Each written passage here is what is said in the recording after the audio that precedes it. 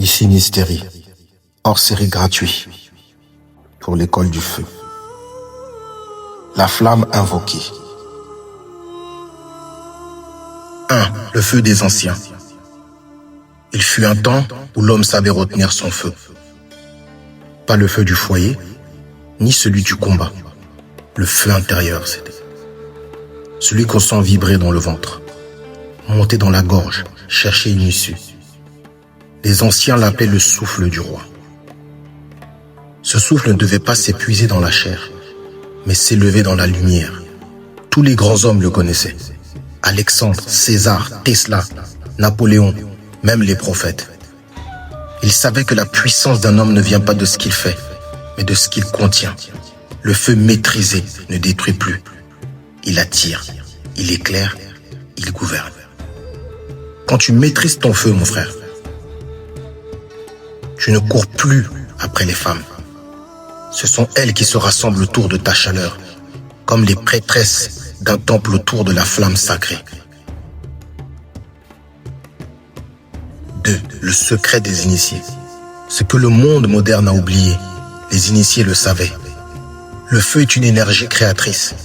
Perdu dans le chaos, il engendre dépendance et faiblesse. Contenu, il devient lumière. Sublimé, il devient pouvoir.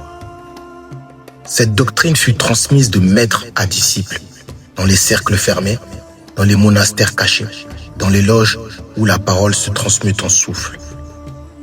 Mes très chers frères, l'homme qui apprend à contenir son feu devient magnétique.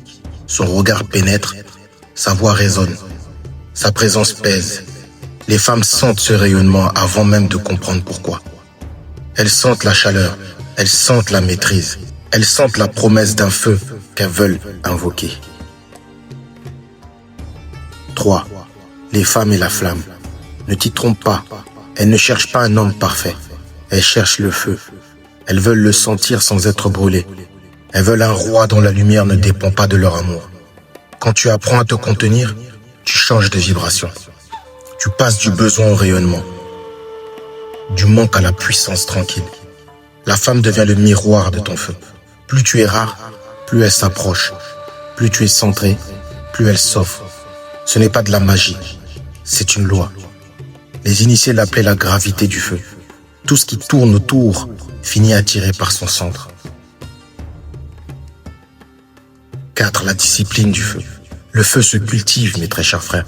Chaque matin, respire avant de parler. Chaque soir, retiens ton souffle avant de céder. Apprends à transformer le désir en énergie. Fais du silence ton exercice, de la lenteur ta force, de la solitude ton temple. Ceux qui t'ont précédé méditaient dans les ruines, jeûnaient pour purifier la flamme, se taisaient pour la nourrir.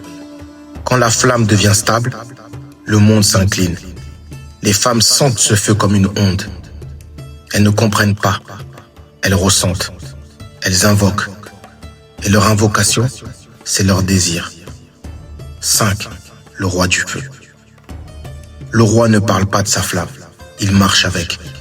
Son regard calme fait trembler les âmes agitées. Son silence ordonne, son souffle inspire. Un homme du feu n'a pas besoin de séduire. Il incarne ce que les autres cherchent. Et quand une femme s'approche, elle ne veut pas ton argent ni ton image. Elle veut ton feu, le vrai. Celui qu'elle n'a jamais pu consumer chez aucun autre. C'est pourquoi les disciples de l'école du feu apprennent d'abord le contrôle. Avant la gloire, la maîtrise. Avant la femme, le trône. Avant le désir, la discipline. Appel du temple. Si tu lis ces mots, si tu entends ce podcast, c'est que la flamme t'appelle. Tu sens qu'il existe plus que la survie, plus que le plaisir. Tu veux comprendre ce feu, le servir, le régner. Alors rejoins le temple. Rejoins l'école du feu, là où les anciens secrets du feu sont transmis, là où la maîtrise redevient arme, là où les hommes apprennent à faire plier le monde sans hausser la voix. Apprends à contenir ta lumière. Apprends à la transformer en puissance. Apprends à devenir celui qu'on invoque. Ainsi parle Mystérie, les plaies à loge noire. Debout frère, on avance.